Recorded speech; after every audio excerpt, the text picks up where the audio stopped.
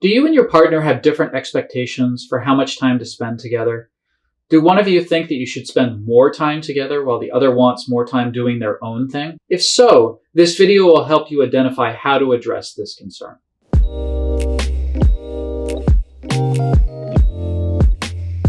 Our Relationship with Dr. Brian Doss. Conflict over time spent together versus time spent apart is a common relationship problem. Couples often find themselves in the following cycle: me time versus us time. Your partner may want to do more activities by him or herself, which make you feel like your partner doesn't care enough about you. Or maybe your partner wants more time together, which causes you to feel crowded or claustrophobic even. You might find it harder to enjoy that time you do spend together because you're upset you don't get enough time for yourself. If so, keep watching to learn more about this cycle. So the first person that I want to talk to is the partner who wants more us time, more time together. If that sounds like you, you may find yourself thinking, I resent the time my partner wants to spend by him or herself because it shows our relationship isn't important to my partner. So the more your partner wants to be alone or alone time, the more you feel uncared for. You may push for more time together, which may make your partner pull away even more. Or you may withdraw from the relationship to protect yourself, feeling like if it's not important to my partner, it's not going to be important to me. If this sounds like you, here are some tips to improve the situation. First, reveal your hidden emotions. You may feel hurt that your partner wants to spend time alone, but when you communicate this, try not to demand that he or she change.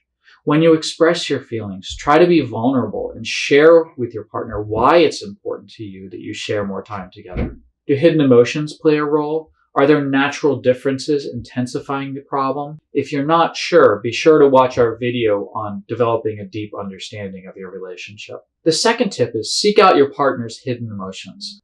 There's a big difference between partners not wanting to be with us and partners wanting to do an activity that doesn't involve us. You may be assuming that time apart is evidence that your partner doesn't care about you, when it doesn't mean that at all.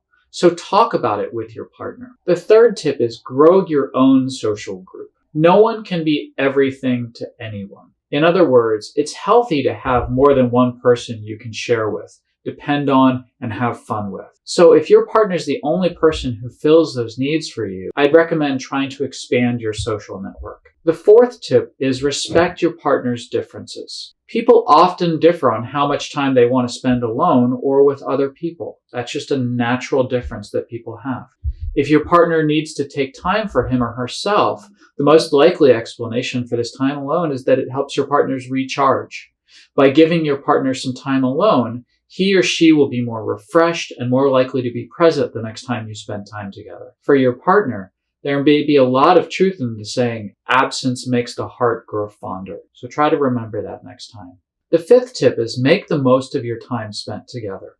When you're together, try not to worry about when it'll end. Be present in the moment and recognize your enjoyment. Your partner will appreciate how relaxing your time spent together is, which might increase the likelihood of your partner wanting to do it again and more often. Now, I want to talk about the partner who wants more me time. If that's you, you may think to yourself, I need to take time for myself, or I resent my partner when they always want to spend all of our time together. The more your partner pushes you to spend more time together, the more resentful you feel. You may withdraw to avoid conflict. So if this sounds like you, here are some tips to improve the situation. First, develop a deep understanding. If you haven't already, I really encourage you to watch our video on that topic. We talk about how natural differences, emotions, external stress, and communication patterns play a role in this problem. If your partner's wanting more time together, his or her hidden emotion may pop up when you don't make that time. So try to put yourself in your partner's shoes and recognize where those hurt feelings are coming from. Validate your partner by communicating that you appreciate how much the relationship means to him or her. The second tip is compromise. You may need time to yourself, but you should also prioritize some time together with your partner. Identify some times during the week when you and your partner can spend uninterrupted time together. Or consider involving your partner in some of the activities you currently do by yourself or with your friends. The third tip is be specific about your needs. When you do want to take time for yourself, talk to your partner about why you need that time so that your partner understands it's not because of relationship problems.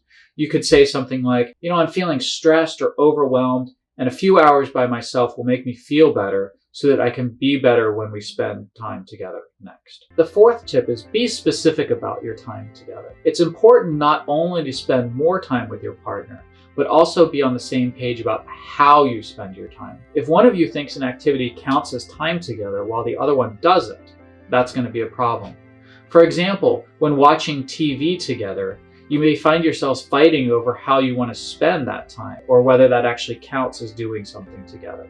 Especially until this problem resolves, check in with each other about what you want to do and try to compromise so that you each feel like you're getting your needs met. Without the added fighting, you'll be able to enjoy each other and your time together even more.